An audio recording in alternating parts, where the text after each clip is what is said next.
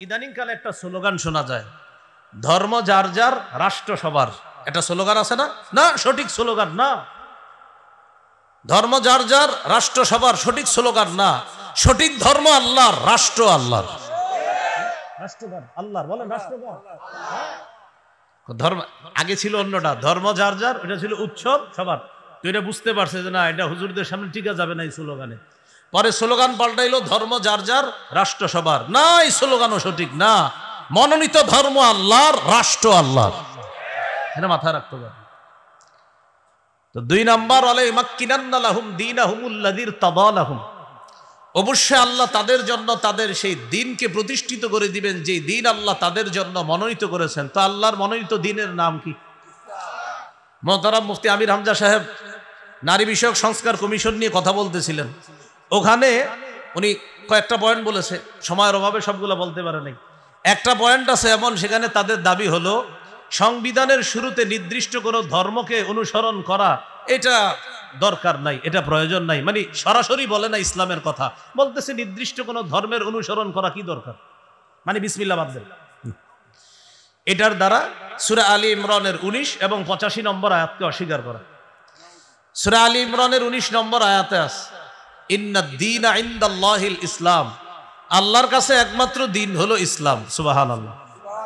85 নম্বর আয়াতে আছে, ওয়া মাইয়াবতাগি গায়রাল ইসলামি দীনা, কেউ যদি ইসলাম ছাড়া অন্য কোনো দিন কামনা করে, ফালাই ইউকবালা মিন, এটা কিছুতেই তার থেকে গ্রহণ করা হবে না। ওয়া হুয়া ফিল আখিরাতি মিনাল খাসিরিন, সে আখিরাতে ক্ষতিগ্রস্তদের অন্তর্ভুক্ত হবে। তাহলে বলেন আল্লাহর মনোনীত দিন, তাহলে ইসলাম ধর্ম কার? রাষ্ট্র কার? বাস এটা মুসলমান বলবে।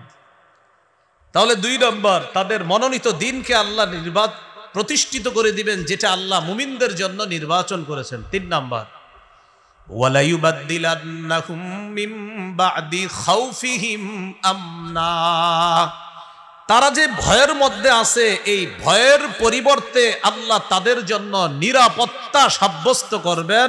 তাদের ভয়টাকে আল্লাহ নিরাপত্তা দ্বারা পরিবর্তন করে দিবেন। এজন্য প্রিয় ভাইয়েরা, এখনো কিন্তু আমরা নিরাপদ না। হ্যাঁ, এখনো আমরা নিরাপদ না। বললো না, আগে বলতে দিত না, এখন বললে শোনে না। হ্যাঁ, আপনারা মন দিয়ে আওয়াজ শুনছেন তো, বলতে পারলেন না কেন? হ্যাঁ, তো এটার দ্বারা উদ্দেশ্য কি আপনার? এটার দ্বারা উদ্দেশ্য হলো, মনে রাখতে হবে এখনো কিন্তু আমাদের ভয় কাটে নাই। ইনশাল্লাহ খেলাফত ব্যবস্থার দিকে আমাদের এগিয়ে যেতে হবে। যখন এটা আমরা ইনশাল্লাহ এই খেলাফত ব্যবস্থা যখন প্রতিষ্ঠিত হয়ে যাবে, আমাদের ভয়ভীতি থাকবে না। আল্লাহ তাআলা এই ভয়ভীতি দূর করে দিবেন, যার সুন্দর দৃষ্টান্ত বর্তমান আফগানিস্তান। কোন রাষ্ট্র?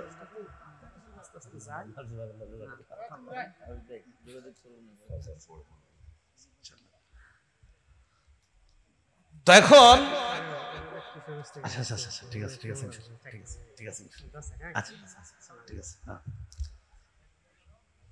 তো ঈমান এবং নেক আমল, এটা হলো খেলাফত প্রতিষ্ঠিত হওয়ার পূর্ব শর্ত। তো মনে রাখতে হবে ঈমান এবং নেক আমল। এবার আমার সাথে বলেন খেলাফত প্রতিষ্ঠিত হওয়ার পদ্ধতি 2টা। বলেন শর্ত কয়টা? 2টা, ঈমান নেক আমল। আর পদ্ধতি কয়টা? আবার বুঝেন, শর্ত কয়টা? ঈমান নেক আমল। এবার বলেন পদ্ধতি কয়টা? বলেন দাওয়াত, জিহাদ। তাহলে আপনারা বলবেন শর্ত কয়টা? 1 নাম্বার ঈমান নেক আমল। এবার বলেন পদ্ধতি কয়টা? দাওয়াত, জিহাদ। তাহলে খেলাফতের শর্ত 2টা, পদ্ধতি 2টা। শর্ত 2টা হলো ঈমান নেক আমল, পদ্ধতি 2টা হলো দাওয়াত এবং জিহাদ। আল্লাহ আমাদের সকলকে জিহাদের ব্যাপারে যেন সঠিক মানসিকতা আমরা লালন করতে পারি, আল্লাহ তৌফিক দান করেন। এখন আমি আপনাদের কাছে জানতে চাই, আমাদের এই দেশে ইসলামী হুকুমত কায়েম হোক, এটা চাই কারা কারা? ইনশাআল্লাহ সবাই চাই তো ইনশাআল্লাহ। এবার হাত নামান, মূল আলোচনায় চলে আসি। তাহলে নির্যাতিত হওয়ার পর মুসলমানরা চলে গেলেন মদিনায়, ইসলামী রাষ্ট্র কায়েম হলো। আল্লাহ বললেন ইসলামী রাষ্ট্রের যিনি প্রধান হবে, যার দায়িত্ব দিব আমি, তার মৌলিক কাজ হবে 4টা। নামাজ কায়েম করা, যাকাত আদায় করা, সৎ কাজের আদেশ করা, অসৎ কাজের নিষেধ করা। এবার আমরা গুরুত্বপূর্ণ একটা আলোচনা শুনব। শাসক যিনি হবেন তার কিছু গুণ থাকবে, এটা খুব মন দিয়ে শুনি। শাসক যিনি হবেন তার এক নাম্বার গুণ হবে আল্লাহমুখী হওয়া, আখিরাতমুখী হওয়া। সুবহানাল্লাহ। বলেন তো মুসলিম শাসকের কাজ কয়টা? ভুলে গেছে। না না না, চারটা। কাজ কয়টা? নামাজ প্রতিষ্ঠিত করা, যাকাত আদায় করা, সৎ কাজের আদেশ করা, অসৎ কাজে নিষেধ করা। এবার আমরা জানবো গুণ। এক নাম্বার গুণ হলো আল্লাহমুখী হওয়া, আখিরাতমুখী হওয়া। এবার দলিল নেই আমরা। সূরা নামলের 15 থেকে 19 নম্বর আয়াতে আল্লাহ বলেন, ওয়ালাকাদ আতাইনা দাউদা ওয়া সুলাইমানা ইলমা। আমি দাউদ এবং সুলাইমান নবীকে ইলম দান করলাম। ওয়া ক্বালা আলহামদুলিল্লাহিল্লাযী ফাদ্দালানা আলা কাসীরিম মিন ইবাদিহিল মুমিনিন। তারা দুইজন বললেন, সমস্ত প্রশংসা আল্লাহর, যিনি আমাদেরকে তার অধিকাংশ মুমিন বান্দাদের উপর শ্রেষ্ঠত্ব দান করেছেন। দাউদ নবী আর সুলাইমান নবী বললেন, ওয়া ওয়ারিসা সুলাইমানু দাউদা। সুলাইমান নবী দাউদ নবীর উত্তরাধিকার হলেন। মনে রাখতে হবে, নবীরা কোনো সম্পদের উত্তরাধিকার হন না। সুলাইমান নবী তার বাবার উত্তরাধিকার হয়েছেন নবুয়তের, রাজত্বের, এলেমের। নবীরা উত্তরাধিকার হয় নবুয়তের, রাজত্বের, এলেমের। তো সুলাইমান নবী উত্তরাধিকার হয়েছেন রাজত্বের, এলেমের, নবুয়তের উত্তরাধিকার হয়েছেন। বাবাকেও আল্লাহ নবী বানিয়েছেন। দাউদ নবী 40 বছর ফিলিস্তিন শাসন করছে। 74% ফিলিস্তিনের অঞ্চল সাম্রাজ্য তিনি কায়েম করেছেন দাউদ নবী। দাউদ নবীর পর সুলাইমান নবী শাসক হলেন, তিনিও 40 বছর। বাবা এবং সন্তান দুজনে মিলে ফিলিস্তিন শাসন করলেন 80 বছর। কয় বছর? এই জন্য একটা তথ্য মনে রাখবেন। বলেন, বনি ইসরাইলরা সর্বমোট ফিলিস্তিনে শাসন করেছে 418 বছর। এর মধ্যে ইমানি শাসন 80 বছর। বাকি বলেন, বাকি 338 বছর শিরিকের শাসন, কুফরের শাসন। বনি ইসরাইলের সর্বমোট শাসন ছিল ফিলিস্তিনে 418 বছর। এর মধ্যে 80 বছর ইমানি শাসন। এখন 418 থেকে 80 বাদ দেন, থাকে আর কত? 338। আমার তো এই মনে হয়, হ্যাঁ, 338। 80 বাদ দিলে থাকে 338। এই 338 বছর শিরিকের শাসন, 80 বছর হলো ইমানি শাসন। মজার ব্যাপার, এই 80 বছর ইমানি শাসনের 40 বছর দাউদ নবী, 40 বছর সুলাইমান নবী। সুবহানাল্লাহ। তো সুলাইমান নবী দাউদ নবীর উত্তরাধিকার হলেন। হওয়ার পর কি বলে দেখেন, সুলাইমান নবীর কথাগুলো আল্লাহ কোরআনের মধ্যে বলেন, ওয়াকালা ইয়া আইয়ুহান নাস উল্লিমনা মানতিকাত তায়র। হে মানুষ, আমাকে পাখির ভাষা শিক্ষা দেওয়া হয়েছে। সুবহানাল্লাহ। ওয়া উতিনা মিন কুল্লি শাই। আমাকে সব বিষয় দেওয়া হয়েছে আল্লাহর পক্ষ থেকে। সুলাইমান নবী কি বলে দেখেন, ইন্না হাযা লাহুয়াল ফাদলুল মুবিন। এটা স্পষ্ট অনুগ্রহ আল্লাহর পক্ষ থেকে। বলেন তো, সুলাইমান নবী রাজত্ব নবুয়ত পাওয়ার পরেও অনুগ্রহ স্বীকার করলেন কার? এই জন্য যিনি মুসলিম শাসক হবেন তার এক নাম্বার গুণ হবে তিনি আল্লাহমুখী হবেন। তার যত নেয়ামত দিবে সব নেয়ামতের কৃতিত্ব দিবে তিনি আল্লাহকে। এরপর কি বলে দেখেন, ওয়া হুশিরা লিসুলাইমানা জুনুদুহু মিনাল জিন্নি ওয়াল ইনসি ওয়াত তায়রি ফাহুম ইউজাউন। সুলাইমান নবীর জন্য সমবেত করা হয়েছে জুনুদুহু, তার সৈন্যদেরকে, মিনাল জিন্নি, জিনদের থেকে, ওয়াল ইনসি, মানুষদের থেকে, ওয়াত তায়রি, পাখিদের থেকে, ফাহুম ইউজাউন, তাদেরকে নিয়ন্ত্রণ করা হতো, তাদেরকে সুবিন্যস্ত করে দাঁড় করানো হতো, তাদেরকে সুবিন্যস্ত করে দলে দলে বিভক্ত করা হতো। জিন, ইনসান, পাখিদেরকে এই জাতীয় ক্ষমতা আল্লাহ তাআলা সুলাইমান নবীকে দিয়েছেন। মানুষের উপর, জিনের উপর, পাখির উপরও আল্লাহ তাকে ক্ষমতা দান করছেন। তো একদিন সুলাইমান নবী কাফেলা নিয়ে রওনা করলেন। হাত্তা ইযা আতাউ আলা ওয়াদিন নাম। যাইতে যাইতে তিনি যখন পিঁপড়ার উপত্যকায় উপনীত হলেন, রানী, এই রানী পিঁপড়াদেরকে ডেকে বললেন, ক্বালাত নামলাতু ইয়া আইয়ুহান নামলু দুখুলু মাসাকিনাকুম। পিঁপড়ার রানী পিঁপড়াদেরকে ডেকে বললেন, ও পিঁপড়া সম্প্রদায়, তোমরা তাড়াতাড়ি ঘরে ঢুকো, গর্তে প্রবেশ করো। লা ইয়াহতিমান্নাকুম সুলাইমান ওয়া জুনুদুহু ওয়া হুম লা ইয়াশউরুন। সুলাইমান নবী এবং তার সৈন্যবাহিনী না জেনে তোমাদেরকে যেন পায়ের নিচে পিষে না ফেলে, তাড়াতাড়ি তোমরা ঘরে প্রবেশ করো। তো পাখির এই ভাষাটা সুলাইমান নবী বুঝে ফেলে একটা হাসি দিছে। সুবহানাল্লাহ। ফাতাবাসসামা দাহিকাম মিন কাওলিহা। পুরো বিষয়টা বুঝবেন। সুলাইমান নবী পিঁপড়ার ভাষা বুঝে একটা স্মিত হাসি দিলেন। وقال ربي أوزعني أن أشكر نعمتك التي أنعمت علي وعلى والدي। সাথে সাথে বললেন, ও আমার রব, আমাকে তৌফিক দান করেন, আমি যেন আপনার নেয়ামতের শুকরিয়া আদায় করতে পারি। যে নেয়ামত আমার উপর দান করেছেন, কি নেয়ামত? আমাকে পাখির ভাষা শিক্ষা দিয়েছেন, মানুষের উপর, জিনের উপর, পাখির উপর আমাকে কর্তৃত্ব দিয়েছেন। শুধু তাই না, আমি বাতাসকে কথা বললে সেই বাতাসও আমার কথা শোনে, আপনি বাতাসকেও আমার অনুগামী করে দিয়েছেন। এখন একটু বুঝেন আমার মূল কথা। তো সুলাইমান নবী বলতেছে, আল্লাহ আমাকে তৌফিক দেন, আমি যেন আপনার নিয়ামতের শুকরিয়া আদায় করতে পারি। যে নিয়ামত আমাকে দিয়েছেন আমার বাবাকেও দিয়েছেন। ওয়ান আ'মালা সালিহান তারদাহ। আল্লাহ আমি যেন এমন ভালো কাজ করতে পারি যে কাজে আপনি খুশি হন। ওয়াদখিলনি বিরহমাতিকা ফি ইবাদিকাস সালিহিন। আল্লাহ আপনি আপনার রহমতের মাধ্যমে আমাকে আপনার নেক বান্দাদের ভিতরে প্রবেশ করায়া দেন, অন্তর্ভুক্ত করান। আয়াতের অনুবাদগুলা মজা করে শুনছেন, এবার মূল কথাটা শুনেন। সুলাইমান নবী নবুয়ত পাওয়ার পর, রাজত্ব পাওয়ার পর, পাখির ভাষা বুঝে, বাতাসের কথা সব কিছু বুঝার পরেও সুলাইমান নবী শুকরিয়া আদায় করে কার? সব কৃতিত্ব দিতেছে কাকে? এজন্য মুসলিম শাসক যিনি হবে তার 1 নাম্বার গুণ হবে তিনি আল্লাহমুখী হবে, আখিরাতমুখী হবে। দেখি পরীক্ষা নেই, মুসলিম শাসকের কাজ কয়টা? কয়টা? 1 নাম্বার নামাজ কায়েম করা, 2 নাম্বার যাকাত, 3 নাম্বার সৎ কাজের আদেশ, 4 নাম্বার অসৎ কাজের নিষেধ। এখন আমরা জানতেছি মুসলিম শাসকের গুণ। 1 নাম্বার গুণ কি মুখী হওয়া? আল্লাহ। মাশাআল্লাহ। মুসলিম শাসকের 2 নাম্বার গুণ ইনসাফ কায়েম করা। কি কায়েম করা?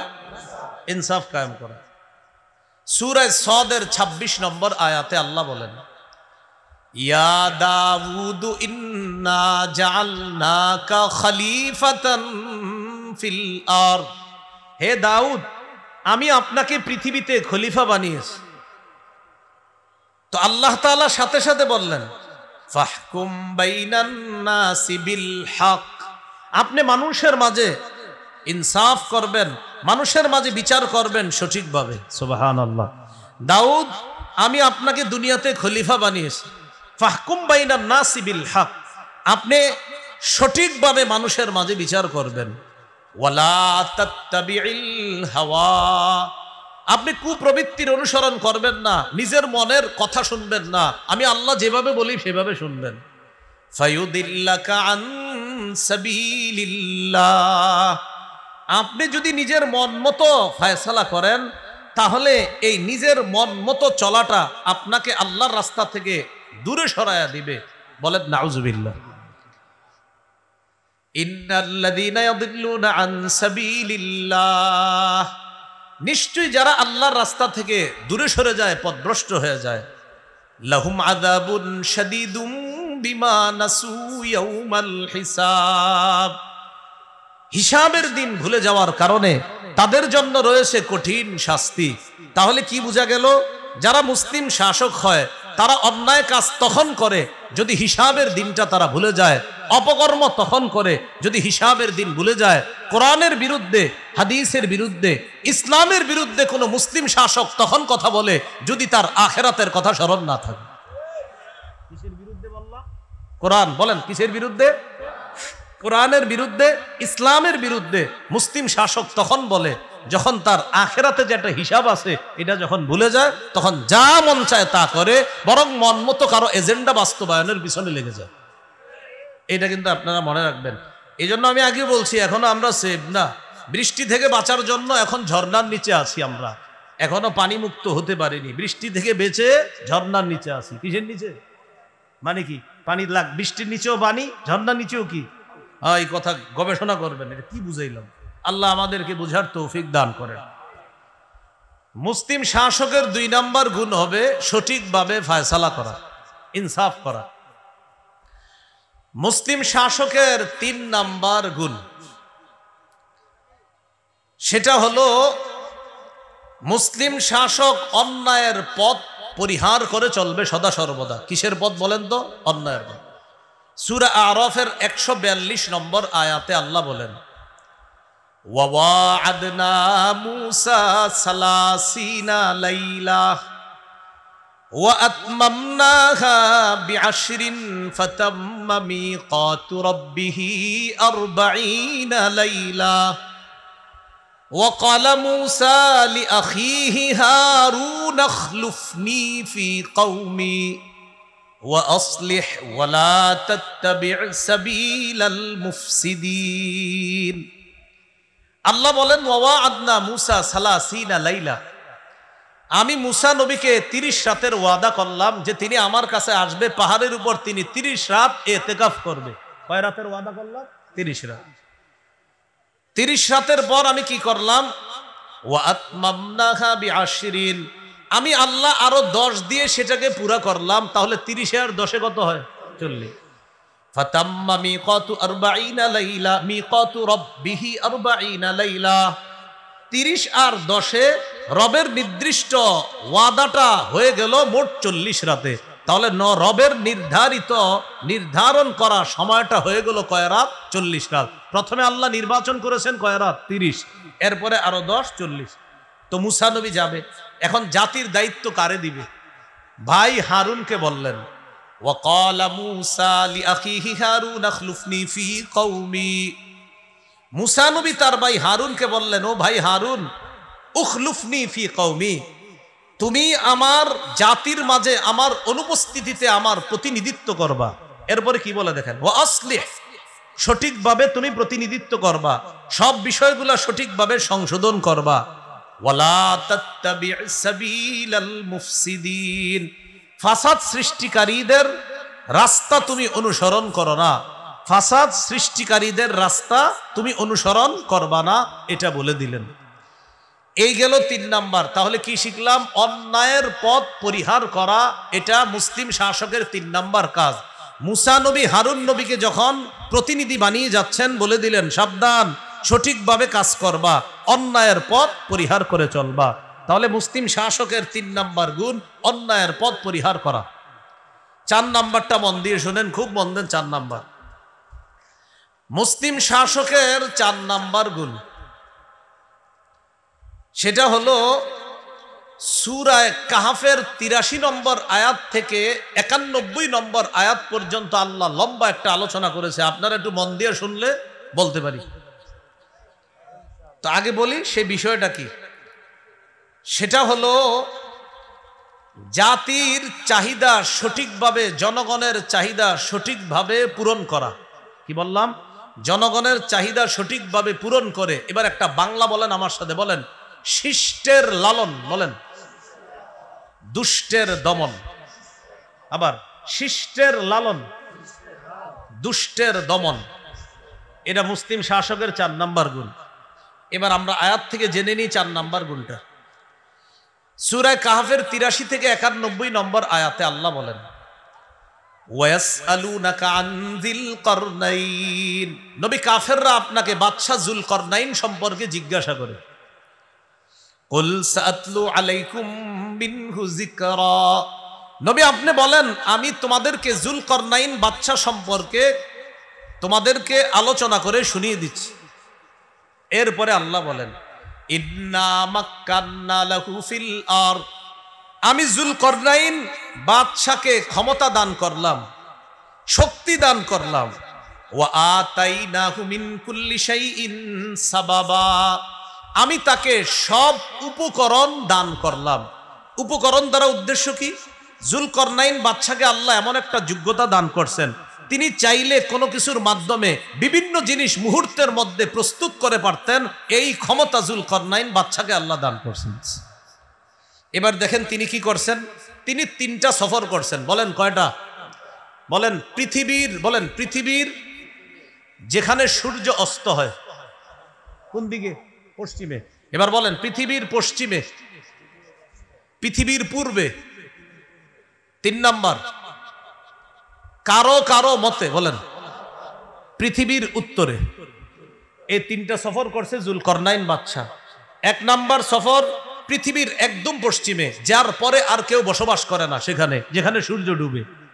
2 নাম্বার সফর যেখান থেকে সূর্য ওঠে, যার পাশে আর কেউ বসবাস করে না, পৃথিবীর একদম পূর্ব পাশে। এ হলো 2টা সফর। 3 নাম্বার সফরটা হলো কোন মুফাসসিরের মতে পৃথিবীর উত্তর প্রান্তে তিনি সফরটা করেছেন। বাকি এই জায়গা কোরআন বলে না কোন দিকে। 2টা কথা কোরআন বলেছে, 3 নাম্বারটা কোরআন বলে না। তবে মুফাসসিরিনে কেরাম গবেষণা করে বলেন 3 নাম্বার সফরটা হয়েছে তার পৃথিবীর উত্তরে। এবার কোরআনের আয়াতের থেকে আমরা অনুবাদটা শুনবো, শোনার আগে সফর 2টা শুনি। আমাদের এখন মূল আলোচনা মুসলিম শাসকের 4 নাম্বার গুণ, শিষ্টের লালন, দুষ্টের দমন। জুলকরনাইন বাদশার প্রথম সফরটা জানি পৃথিবীর কোন পাশে হয়েছে? পশ্চিম, একদম পশ্চিম। এই এলাকায় পশ্চিম কোনটা? হাত দিয়া দেখান, এটা নাকি? তাহলে বাস একদম পশ্চিম হয়েছে। আল্লাহ তাআলা বলেন জুলকরনাইন বাদশা পৃথিবীর একদম পশ্চিম পাশে গেছে, যেখানের পরে আর কোনো মানুষ বসবাস করে না। সেখানে গিয়ে দেখলেন প্রচন্ড কালো অন্ধকারের মধ্যে পানি। ওই পানিগুলা মনে হয় যে কাদার মধ্যে, আর ওই কাদা পানির মধ্যে, কাদা জলাশয়ের মধ্যে সূর্যটা ডুবে যাচ্ছে। এমন ডুবন্ত অবস্থায় আল্লাহ তাআলা জুলকরনাইন বাদশাকে পৃথিবীর একদম পশ্চিম প্রান্তে নিয়ে গেলেন। উনি গিয়ে দেখে কি যে সূর্যটা কেমন যেন একটা কাদা মাটির মধ্যে ডুবে যাচ্ছে। তা আল্লাহ তাআলা কি বলে দেখেন, ফাআতবাআ সাবাবা হাত্তা ইযা বালাগা মাগরিবাশ শামসি ওয়াজাদাহা তাগরুবু ফি আইনিন হামিআ। জুলকরনাইন বাদশা একটা রাস্তা অবলম্বন করল। রাস্তা অবলম্বন করার পর যাইতে যাইতে চলে গেলেন কোথায়? হাত্তা ইযা বালাগা মাগরিবাশ শামস। চলতে চলতে তিনি সূর্য অস্ত যেখানে হয় সেখানে পৌঁছে গেলেন। ওয়াজাদাহা, সূর্যটাকে তিনি পাইলেন এমন অবস্থায়, তাগরুবু, সূর্যটা ডুবতেছে, ফি আইনিন হামিআ, কর্দম যুক্ত অথবা কাদা যুক্ত অন্ধকার কালো জলাশয়ের মধ্যে যেন সূর্যটা ডুবতেছে। তিনি এরকম দেখলেন সূর্যটা ডুবতেছে। এরপরে দেখেন কি হয়, ওয়াজাদা ইনদাহা কওমা, সেখানে তিনি একটা জাতিকে পাইলেন। আবার বলছি, এমন এক জায়গায় গেলেন যেখানের পরে আর কেউ নাই, সূর্যটা ডুবতেছে, এর এই পাশে একটা জাতি তিনি পাইলেন। সেই জাতি ছিল কাফের। বলেন সবাই, সেই জাতি কি ছিল? আল্লাহ জুলকরনাইন বাদশাকে বললেন, বাদশা জুলকরনাইন, তোমার সামনে 2টা অপশন। এই কাফেরদের ব্যাপারে আমি তোমাকে ক্ষমতা দিলাম, তুমি চাইলে তাদেরকে শাস্তি দিতে পারো, চাইলে তাদের ব্যাপারে কোনো ভালো কিছু গ্রহণ করতে পারো। অপশন কয়টা? আর মুসলিম শাসকের 4 নম্বর গুণ জানি কি? শিষ্টের লালন, দুষ্টের দমন। বুঝেন কিন্তু, না হলে বুঝবেন না কথাটা। আল্লাহ বললেন, ও জুলকরনাইন বাদশা, এই যে সূর্য অস্ত যাচ্ছে, এখানে যেই জাতিকে আপনি পাইলেন, তাদের ব্যাপারে আপনার সামনে 2টা অপশন। কি? ইম্মা আন তুআদ্দিবা, আপনি চাইলে তাদেরকে শাস্তি দিতে পারেন, আপনি চাইলে তাদেরকে শাস্তি দিতে পারেন। জুলকরনাইন বাদশা এক জাতিকে পাইলেন, তাদের ব্যাপারে আল্লাহ বললেন, কুলনা ইয়া যাল করনাইনি ইম্মা আন তুআদ্দিবা ওয়া ইম্মা আন তাত্তাখিযা ফীহিম হুসনা। ও বাদশা জুলকরনাইন, আপনি চাইলে তাদেরকে শাস্তি দিতে পারেন অথবা তাদের ব্যাপারে উত্তম কিছু গ্রহণ করতে পারেন। এবার জুলকরনাইন বাদশা কি করলেন? তাদের ব্যাপারে 2টা নীতি অবলম্বন করলেন।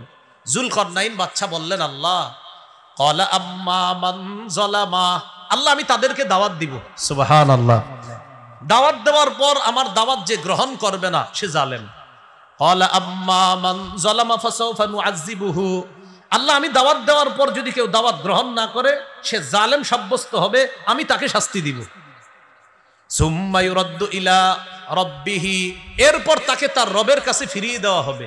ফায়ুআযযিবুহু আযাবান নুকরা, তার রব তাকে কঠিন শাস্তি দিবে।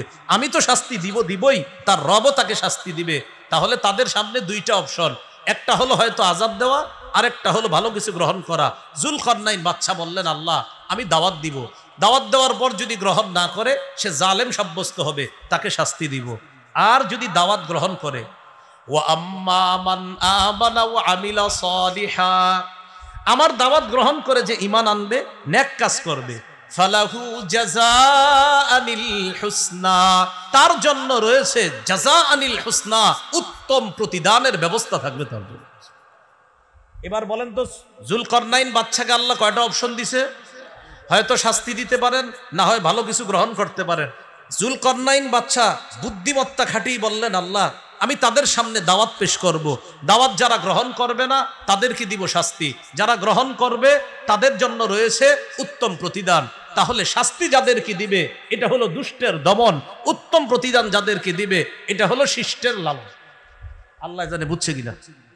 যাদের ব্যাপারে উত্তম কিছু গ্রহণ করবে এটা হলো শিষ্টের লালন, আর যাদেরকে শাস্তি দিবে এটা হলো দুষ্টের দমন, যে এগুলা ভালো না, এগুলা দেশের জন্য সমস্যা, এটা হলো দুষ্টের দমন। আর যারা ভালো এটা হলো শিষ্টের লালন। তাহলে এখান থেকে বোঝা যায় দেশের জন্য যারা কল্যাণের কাজ করে তাদেরকে দেশের পক্ষ থেকে লালন করা দরকার, দেশের ক্ষতি যারা করতে চায় তাদেরকে দমন করা দরকার। এটা হলো মুসলিম শাসকের 4 নাম্বার গুণ।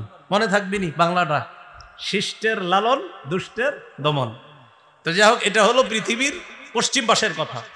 এবার দ্বিতীয় সফরটা কোথায় করছে উনি? সুম্মা আতবাআ সাবাবা, এরপর আরেক রাস্তা ধরলেন তিনি। আল্লাহু আকবার, একদম পশ্চিম থেকে সফর করে পৃথিবীর পুরা পূর্ব পাশে চলে গেছে। হাত্তা ইদা বালাগা মাতলিআশ শামসি, চলতে চলতে তিনি চলে গেলেন সূর্য যেখানে উদিত হয় সেখানে।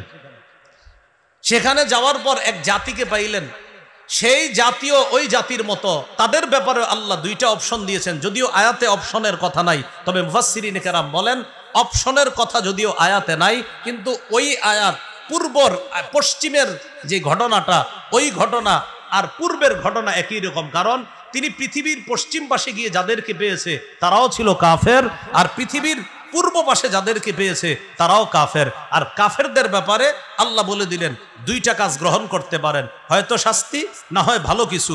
তখন তিনি ওই পূর্ব পাশে যাওয়ার পরেও তিনি তাদের সামনে দাওয়াত দিলেন। দাওয়াত দেওয়ার পর যারা দাওয়াত গ্রহণ করলো না তাদেরকে শাস্তি দিলেন শত্রু হিসাবে চিহ্নিত করে, আর যারা দাওয়াত গ্রহণ করলেন তাদেরকে শিষ্টের লালন হিসাবে তাদের জন্য উত্তম পুরস্কারের ব্যবস্থা করলেন।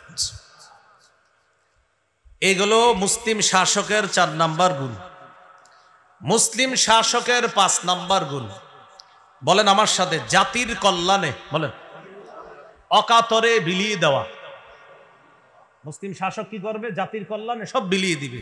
এটা কোথায় পাবো আমরা? এটা পাবো ওনার 3 নাম্বার সফরে। কার? ওই যুলকারনাইন বাদশার 3 নাম্বার সফর। যেটা এই 3 নাম্বার সফরের কথা অনেকে আপনারা ঘরে কোরআন পড়েন, এটা পাবেন কোথায়? এটা পাবেন সূরা কাহাফের 92 থেকে 97 নম্বর আয়াত। এই আয়াতে আল্লাহ বলেন, সুম্মা আতবাআ সাবাবা, যুলকারনাইন বাদশা আরেকটা রাস্তা ধরলেন। হাত্তা ইদা বালাগা বাইনাস সাদ্দাইনি, তিনি যাইতে যাইতে 2 পাহাড়ের মাঝে গিয়ে পৌঁছলেন। বলেন তো আল্লাহ বলে নাই এটা কোন এলাকায়, তবে মুফাসসিরিনে কেরাম বলেছিলেন এটা পৃথিবীর কোন পাশে? উত্তর পাশে। তো যুলকারনাইন বাদশা 2 পাহাড়ের মাঝে গিয়ে যখন পৌঁছলেন, পৌঁছার পর সেখানে এক জাতিকে পাইলেন। সেই জাতি কেমন জানেন? লা ইয়াকাদুনা ইয়াফকাহুনা কাওলা, ওই জাতি তারা মানুষ, কিন্তু তারা যুলকারনাইন বাদশার কথা বুঝে না। এখন যুলকারনাইন বাদশার কথা যেহেতু বুঝে না, যুলকারনাইন বাদশাকে তারা কিছু বলতে চায় কিন্তু বুঝাইতে পারে না, প্রকাশ করতে পারে না, কারণ যুলকারনাইন বাদশা যা বলে ওরা বুঝতেছে না। তখন যুলকারনাইন বাদশা কি করলেন? ইশারার মাধ্যমে তাদের সাথে কথা বললেন। যুলকারনাইন বাদশা তাদের সমস্যাগুলো শুনলেন কিসের মাধ্যমে? ইশারা। কোন কোন মুফাসসিরিন কেরাম বলেন না, দুভাষীর মাধ্যমে তাদের কথা শুনলেন। তখন তারা বললেন, ও বাদশা যুলকারনাইন, ইন্না ইয়াজুজা ওয়া মাজুজা মুফসিদুনা ফিল আরদ, পাহাড়ের ওই পাশে 2টা জাতি আছে। এক জাতির নাম ইয়াজুজ, আরেকটার নাম মাজুজ, যারা আমরা ইয়াজুজ মাজুজ বলি।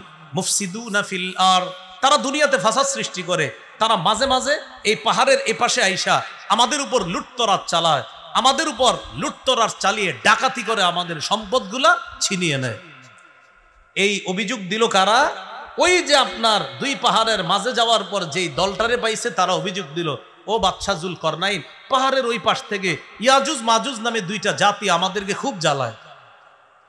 তখন তারা একটা প্রস্তাব দিল, ফাহাল নাজআলু লাকা খারজান আলা আন তাজআলা বাইনানা ওয়া বাইনাহুম সাদ্দা। বাদশা জুলকরনাইন, আমরা আপনাকে কর দিব, কর দেওয়ার বিনিময়ে আপনি কি আমাদের মাঝে আর ওই ইয়াজুজ মাজুজের মাঝে একটা প্রতিবন্ধক বানাই দিতে পারবেন? এটা কাকে বলল? জুলকরনাইন বাদশা। বাদশা জুলকরনাইন বললেন, আমার টাকা পয়সা লাগবে না, সুবহানাল্লাহ, আমাকে কর দিতে হবে না, আমি তোমাদেরকে অকাতরে বিলিয়ে দিব ইনশাআল্লাহ, আল্লাহ আমাকে যথেষ্ট দিয়েছেন। তখন জুলকরনাইন বাদশা কি বললেন?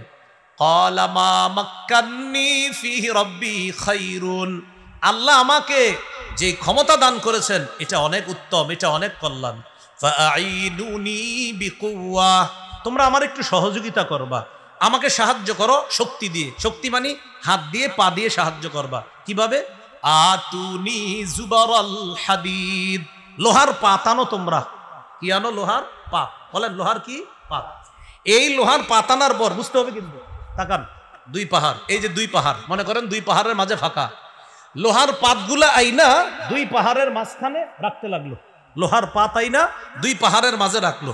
এখন প্রশ্ন, লোহার পাত আনবে, এত টাকা পয়সা কে দিবে, খরচ কে দিবে?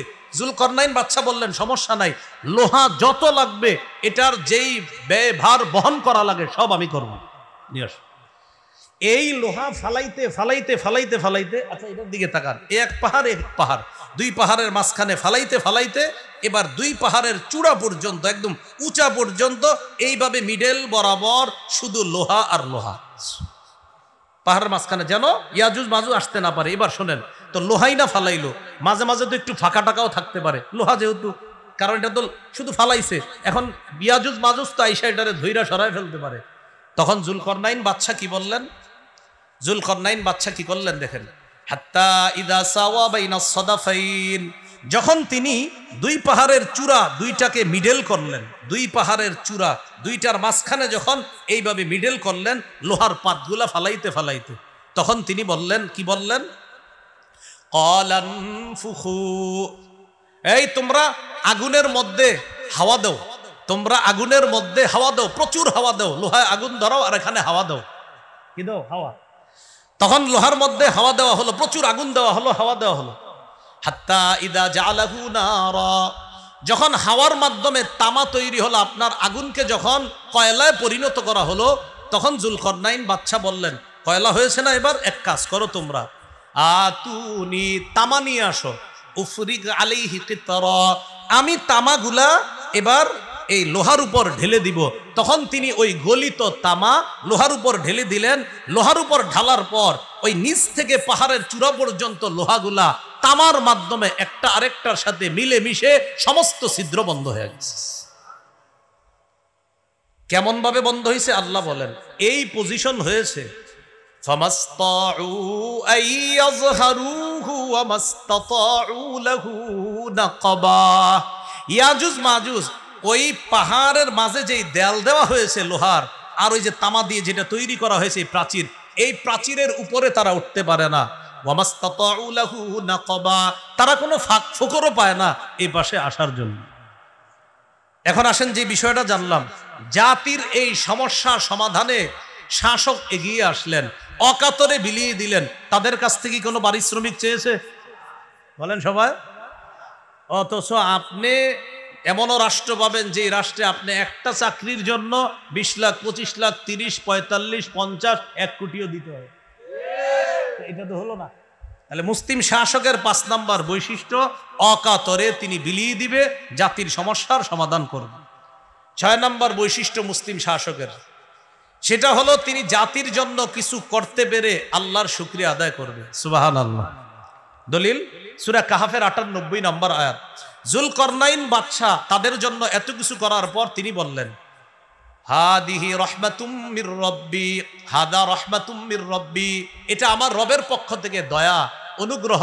তবে শোনো, এই যে প্রাচীর আমি তৈরি করলাম, আমার রব তৌফিক দিয়েছে তাই তৈরি করলাম। ফাইদা জাআ ওয়াদু রাব্বি, আমার রবের ওয়াদা যখন আসবে, এই ওয়াদা মানে কিয়ামতের আগে ইয়াজুজ মাজুজ বের হবে, জাআলাহু দাক্কা, এই প্রাচীরকে আল্লাহ তখন ধ্বংস করে দিবে। তাহলে এই প্রাচীর আমি নির্মাণ করলাম, আল্লাহ আমাকে তৌফিক দিয়েছে। তবে এই প্রাচীর মানুষ যদিও এটাকে কিছু করতে না পারে, তবে এটাকে একজন চূর্ণ বিচূর্ণ করতে পারার ক্ষমতা রাখে, তিনি কে? তাহলে এখানেও একজন প্রশাসক, একজন জনপ্রতিনিধি, মুসলিম শাসকের 6 নাম্বার বৈশিষ্ট্য, মানুষের জন্য কিছু করতে পেরে তিনি নিজের কোনো ক্রেডিট নিবে না, বলবে আমার আল্লাহ তৌফিক দিয়েছে তাই আমি করতে পারলাম, এটা তিনি বলবেন। এ হলো 6 নাম্বার। 7 নাম্বার বৈশিষ্ট্য, বলেন আমার সাথে, রক্ষণাবেক্ষণ সম্পর্কে, বলেন মজুদ সম্পর্কে, অর্থনীতি সম্পর্কে যথেষ্ট সজাগ থাকা। কি থাকা বলেন তো? যথেষ্ট সজাগ থাকা। সূরা ইউসুফের 55 নম্বর আয়াত। ইউসুফ আলাইহিস সালাতু ওয়াস সালাম মিশরের আজিজকে বললেন, ইজআলনি আলা খাজাইনিল আরদ, আমাকে আপনি খাদ্য গুদামের দায়িত্ব দেন, আমাকে আপনি অর্থ সম্পদ রক্ষণাবেক্ষণের দায়িত্ব দেন। এই কথা বলার পর তিনি বললেন, ইন্নী হাফিজুন আলিম, আমি রক্ষণাবেক্ষণকারী, আলিমুন, এবং যথেষ্ট বুদ্ধি রাখি এই ব্যাপারে। এই আয়াত দ্বারা কি বোঝা যায়? বুখারীর এক হাদিসে আছে, নেতৃত্ব চাওয়া নিষেধ। নবীজি বলছে নেতৃত্ব চেয়ে নিবা না, আল্লাহ দিলে ভালো কথা। কিন্তু এই আয়াত দ্বারা বোঝা যায় কখনো কখনো কোন পদ চেয়ে নেওয়া জায়েজ আছে।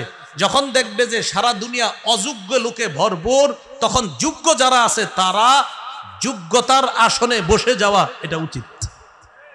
দলিল এই যে ইউসুফ নবী বলতেছে যে শোনেন, খাদ্য ভান্ডার, এই খাদ্য গুদামের দায়িত্ব অন্য কাউরে দিয়েন না, খেয়ানত হতে পারে, আমাকে দেন, খেয়ানত হবে না। ইন্নী হাফিজুন, আমি রক্ষণাবেক্ষণকারী, আলিমুন, যথেষ্ট জ্ঞান রাখি এই ব্যাপারে। এখান থেকে বোঝা যায় আশেপাশে যদি মনে হয় অন্য মানুষের দ্বারা দেশের ক্ষতি হবে, রাষ্ট্রের ক্ষতি হবে, সেক্ষেত্রে যোগ্য ব্যক্তি যে তিনি নিজে থেকে এগিয়ে আসা, দায়িত্ব নেওয়া কর্তব্য।